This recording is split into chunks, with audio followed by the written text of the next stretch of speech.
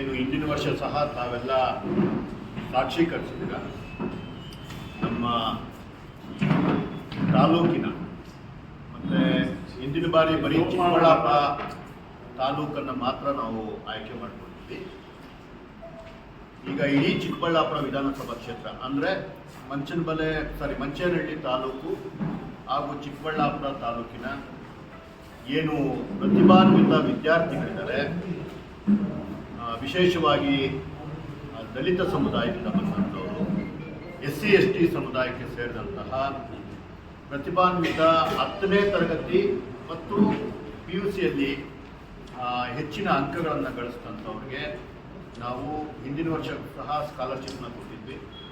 ಅದರ ಮುಂದುವರೆದ ಭಾಗವಾಗಿ ಈ ಬಾರಿ 2ನೇ ವರ್ಷ ಅದೇ ಕಾರ್ಯಕ್ರಮವನ್ನು ಜೂನ್ 15ನೇ ತಾರೀಕು ಚಿಕ್ಕಬಳ್ಳಾಪುರದ ಒಕ್ಕಲಿಗರ ಕಲ್ಯಾಣ ಮಂಟಪದಲ್ಲಿ ಹಮ್ಮಿಕೊಂಡಿದ್ವಿ.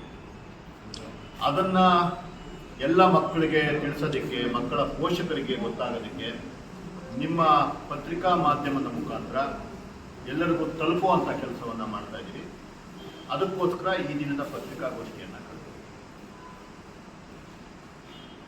10ನೇ ತರಗತಿಯಲ್ಲಿ ಮತ್ತು PUCಯಲ್ಲಿ ಯಾವುದೇ ವಿಭಾಗ ಇರ್ಬೋದು, ಕಲಾ ವಿಭಾಗ, ವಿಜ್ಞಾನ ವಿಭಾಗ ಅಥವಾ ಕಾಮರ್ಸ್ ಇರ್ಬೋದು, ಮತ್ತು 10ನೇ ತರಗತಿ ಮಕ್ಕಳು 60%ಗಿಂತ ಹೆಚ್ಚಿನ ಅಂಕಗಳನ್ನು ತೆಗೆದಿರುವ ಎಲ್ಲ ಮಕ್ಕಳಿಗೂ 5,000 ರೂಪಾಯಿಗಳ ಸ್ಕಾಲರ್ಶಿಪ್ನ ಹಿಂದಿನ ವರ್ಷ ಕೊಟ್ಟ ಹಾಗೆಯೇ ಈ ವರ್ಷ ಸಹ ಕೊಡೋದಕ್ಕೆ ಡಿಸೈಡ್ ಮಾಡಿದ್ದೀವಿ. ಅದೇ ರೀತಿ ಈ ವರ್ಷ ಅದನ್ನು ಮಾಡ್ತಾ ಇದ್ದೀವಿ. ಅದೇ ರೀತಿ 90%ಗಿಂತ ಯಾರು ಹೆಚ್ಚಿನ ಅಂಕಗಳನ್ನು ತೆಗೆದಿದ್ದಾರೆ ಅವರಿಗೆ ಇನ್ನೊಂದಷ್ಟು ಪ್ರೋತ್ಸಾಹ ಕೊಡೋದಕ್ಕೆ ಮತ್ತು ಇನ್ನೊಂದಷ್ಟು ಮಕ್ಕಳು ಅದೇ ಒಂದು ಸಾಧನೆಯನ್ನು ಮಾಡಲಿ ಅನ್ನೋದಕ್ಕೋಸ್ಕರ 10,000 ರೂಪಾಯಿಗಳನ್ನು ಅವರಿಗೆ ಕೊಡುವಂಥ ಕೆಲಸ ಮಾಡ್ತಾ ಇದ್ದೀವಿ. ಅದನ್ನು ಏನೀಗ ಅಪ್ಲಿಕೇಶನ್ಸು ನಿಮಗೆ ನಮ್ಮ ಟ್ರಸ್ಟ್ನಲ್ಲಿ ಹೋಗಿ ಟ್ರಸ್ಟ್ನ ಕಚೇರಿ ಎಲ್ಲಿದೆ ಅಂತ ನಮ್ಗೆ ಗೊತ್ತಿದೆ, ಎಲ್ಲ ಜನಗಳಿಗೆ ಗೊತ್ತಿದೆ. ಬೇಕಾದರೆ ಅದನ್ನು ಸಹ ಕಚೇರಿಯ ವಿಳಾಸ ಕೊಡೋಣಂತೆ. ಆ ಕಚೇರಿಗೆ ಬಂದು ಅಪ್ಲಿಕೇಶನ್ ತಗೊಂಡು ಅದರಲ್ಲಿ ಏನೇನು ದಾಖಲೆಗಳನ್ನು ಕೇಳಿರ್ತಾರೆ ಆ ದಾಖಲೆಗಳನ್ನೆಲ್ಲ 30ನೇ ತಾರೀಕು ಒಳಗಡೆ ಒದಗಿಸ್ಕೊಟ್ರೆ ಅದನ್ನು ನಾವು ಸ್ಕ್ರೂಟ್ನಿ ಮಾಡಿ ಯಾರು ಅರ್ಹ ಅಭ್ಯರ್ಥಿಗಳಿರ್ತಾರೆ ಅಂಥವರಿಗೆ 15ನೇ ತಾರೀಕು ಸ್ಕಾಲರ್ಶಿಪ್ ಕೊಡುವಂಥ ಕೆಲಸ. ಇದು ಈ ಕಾರ್ಯಕ್ರಮದ ಪ್ರಮುಖ ಅಜೆಂಡಾ. ಇದರ ಪರವಾಗಿ ಇನ್ನೇನಾದರೂ ತಾವು ಕ್ವಶನ್ ಕೇಳೋಣ. ಅಪ್ಲಿಕೇಶನ್ ಜೊತೆ ಇನ್ನೇನಾದರೂ ಸೌಲಭ್ಯ ಮಾಡಬೇಕಾಗ್ತದೆ?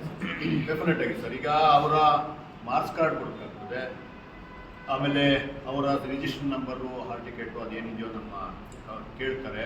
ಅದ್ರ ಜೊತೆಗೆ ಜಾತಿ ಪ್ರಮಾಣ ಪತ್ರ ಕೊಡಬೇಕಾಗ್ತದೆ. ಮತ್ತು ಚಿಕ್ಕಬಳ್ಳಾಪುರದ ನಿವಾಸಿಗಳಿಗೆ ಮಾತ್ರ, ಅಂದರೆ ಚಿಕ್ಕಬಳ್ಳಾಪುರ ವಿಧಾನಸಭಾ ಕ್ಷೇತ್ರದ ನಿವಾಸಿಗಳಿಗೆ ಮಾತ್ರ, ಮತ್ತು ಈ ಬೇರೆ ದೇವನಹಳ್ಳಿ ಮಕ್ಕಳು ಬಂದು ಇಲ್ಲಿ ಓದಿರ್ತಾರೆ ಅಂಥವ್ರಿಗೆಲ್ಲ ಆಗಲ್ಲ. ಸೊ ಚಿಕ್ಕಬಳ್ಳಾಪುರದಲ್ಲಿ ಇದ್ದಂಥ ಮಕ್ಕಳು ಅವರೆಲ್ಲರೂ ಓದಿರಲಿ, ಅವ್ರು ಮಂಗಳೂರಲ್ಲಿ ಓದಿರಲಿ, ಬೇರೆ ರಾಜ್ಯದಲ್ಲಿ ಓದಿರಲಿ, ಆ ಚಿಕ್ಕಬಳ್ಳಾಪುರದ ನಿವಾಸಿಗಳೆಲ್ಲರಿಗೂ ಸಹ ಈ ಒಂದು ಸೌಲಭ್ಯ ಸಿಗುತ್ತೆ. ಎಲ್ಲ ಪ್ರೈವೇಟು ಗೌರ್ಮೆಂಟು ಎಲ್ಲ ಶಾಲೆಗಳಲ್ಲೂ ಅದನ್ನಲ್ಲಿ ಏನೂ ಇದಿಲ್ಲ.